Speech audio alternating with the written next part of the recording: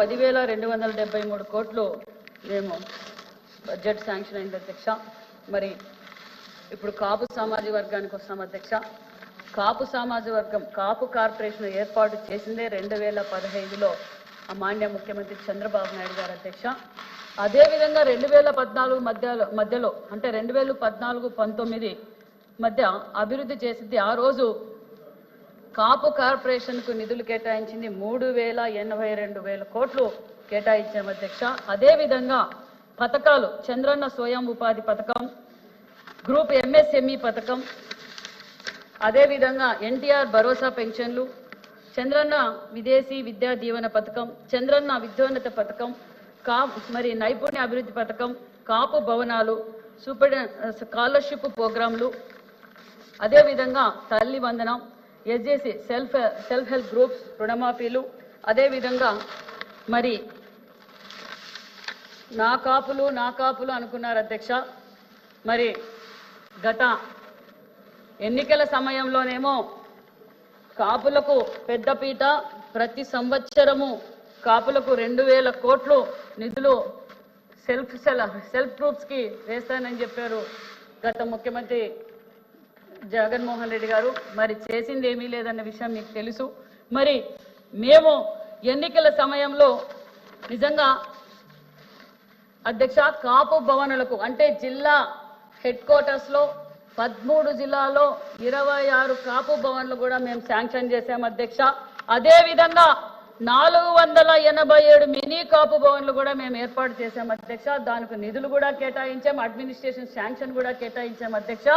మరి గత ప్రభుత్వం మా ప్రభుత్వంలో ఆల్రెడీ 70-80% అయిపోయిండే బిల్డింగులు ఉన్నాయి అధ్యక్ష. ఆ అడ్మినిస్ట్రేషన్ శాంక్షన్ కూడా క్యాన్సిల్ చేసేసారు అధ్యక్ష. అంటే కాపులు బాగుపడడం కూడా ఇష్టం లేదు అధ్యక్ష. నేను మాట్లాడే వరకు ఉండండి, నేను అధ్యక్షులకు చెప్తున్నా, తర్వాత మీరు మాట్లాడండి.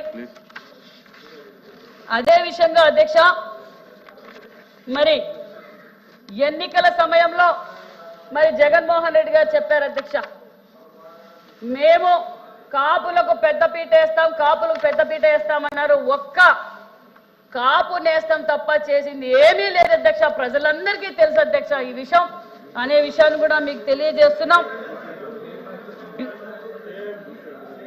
మీరు మాట్లాడతారా? నేను కూర్చోవాలి. ఇప్పుడు చెప్పారు కదా, మరి ఎందుకు అధ్యక్ష నిజాలు చెప్తే తట్టుకోరు, నిజాలు చెప్తే ఏదేదో మాట్లాడతారు. అదే విధంగా అధ్యక్ష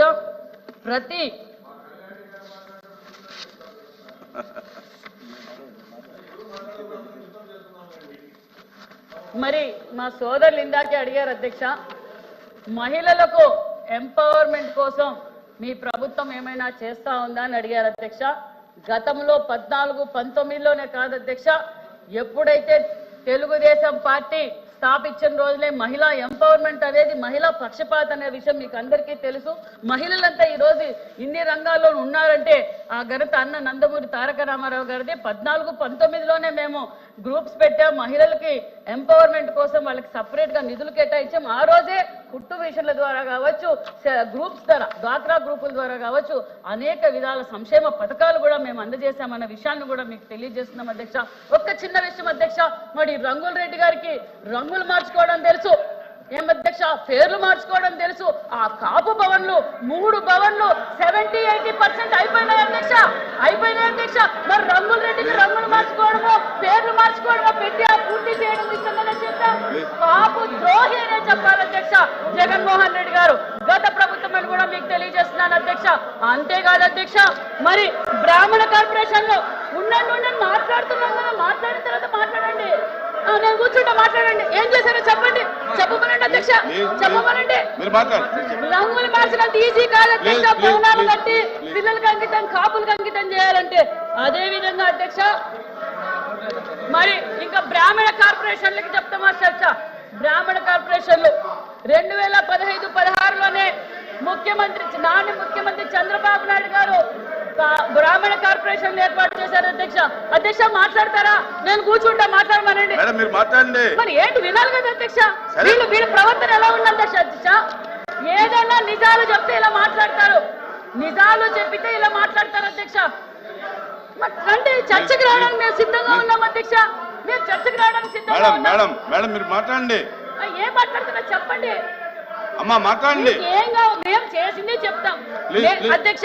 మేము గతంలో ఏం చేసామో చెప్పాం, 14-19లో ఏం చేసామో చెప్పాం, 19-24లో ఏం చేస్తామో చెప్తున్నాం, ఇప్పుడు ఏం చేయబోతున్నామో కూడా చెప్తున్నాం కదా అధ్యక్ష. వినమనండి, మీరు చెప్పాలి అధ్యక్ష. ఇలా డిస్టర్బెన్స్ చేయకూడదు అధ్యక్ష. చెప్పండి. ఇప్పుడు బ్రాహ్మణ కార్పొరేషన్ మేము 15-16లో ఏర్పాటు చేసాం అధ్యక్ష. Please silent please. బీసీలు కాదు అధ్యక్ష. మేము బ్రాహ్మణులకు గౌరవించిన ప్రభుత్వం మా ఎన్డీఏ ప్రభుత్వం, గతంలో తెలుగుదేశం ప్రభుత్వం అని కూడా మీకు తెలియజేస్తున్నాం అధ్యక్ష. ఎందుకంటే బ్రాహ్మణ కార్పొరేషన్ ఏర్పాటు చేసింది 2015-16లో చేశాం. 1,41,220 మందికి బ్రాహ్మణులకు 216 కోట్ల నిధులు కూడా కేటాయించిన ప్రభుత్వం తెలుగుదేశం ప్రభుత్వం అని కూడా తెలియజేస్తున్నాం అధ్యక్ష. అదే విధంగా మేము అనేక సంక్షేమ పథకాలు కూడా ఇవ్వబోతున్నాం. గతంలో ఇచ్చాం, మళ్ళీ కూడా ఇవ్వబోతున్నాం అన్న విషయాన్ని కూడా మీకు తెలియజేస్తున్నాం అధ్యక్ష. భారతీయ విద్యా పథకం 1వ తరగతి నుంచి పీజీ చదువుకునే విదేశీ పిల్లలకు ఆర్థిక సహాయం. మరి అదే విధంగా గరుడ పథకం, కళ్యాణమస్తు పథకం, వేదవ్యాస పథకం, గాయత్రి పథకం, వశిష్ఠ పథకం, ద్రోణాచారి పథకం, చాణిక్య పథకం అధ్యక్ష. ఇది 2019-24 సంవత్సరాల్లో మధ్య బ్రాహ్మణ కార్పొరేషన్ కు తెలిపిన ఏ పథకము కూడా అమలు పరచలేదు అధ్యక్ష. బ్రాహ్మణులకు కూడా ఏ పథకం కూడా అమలు పరచలేదన్న విషయాన్ని కూడా మీ దృష్టికి తెలియజేస్తున్నాం అధ్యక్ష. 24-25 ఆర్థిక సంవత్సరానికి అధ్యక్ష మేము 271 కోట్ల రూపాయల నిధులు కూడా కేటాయించామన్న విషయాన్ని కూడా మీకు తెలియజేస్తున్నాం అధ్యక్ష.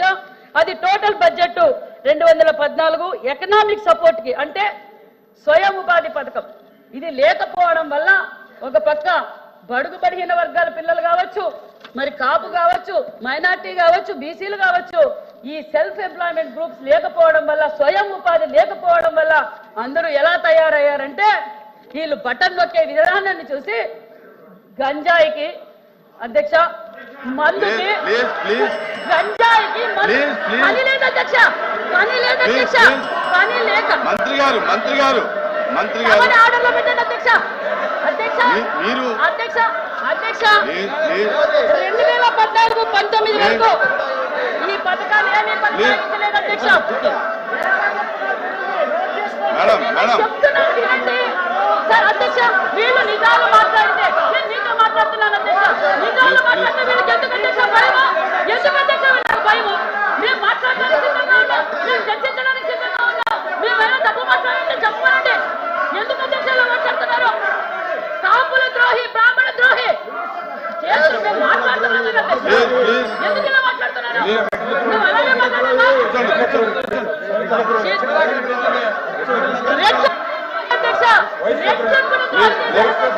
నిజంగా అధ్యక్ష కార్పొరేషన్ ఏర్పాటు చేశారు. కూర్చోమనండి నేను చెప్తాను అధ్యక్ష. ఇప్పుడు బడ్జెట్ లో అధ్యక్ష ఇప్పుడు బడ్జెట్ లో మేము ఈబీసీ కార్పొరేషన్లకు